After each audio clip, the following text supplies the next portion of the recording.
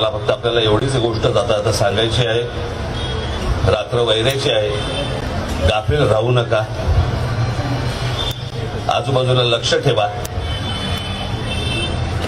ज्या प्रकारचं आता राजकारण सुरू आहे आणि मुंबईवरती ज्या प्रकारचा डोळा आहे, ज्या प्रकारचं राजकारण आता ज्या प्रकारे हे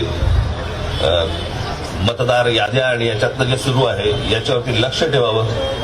आपल्या आजूबाजूला कोण मतदार खरे आहेत खोटे आहेत याच्यावर देखील तुमचं लक्ष असणं गरजेचं आहे, आवश्यक आहे.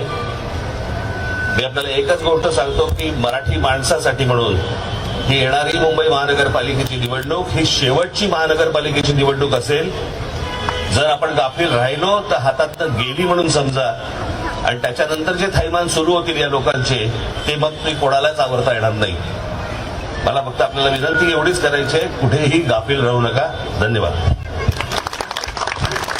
खूप खूप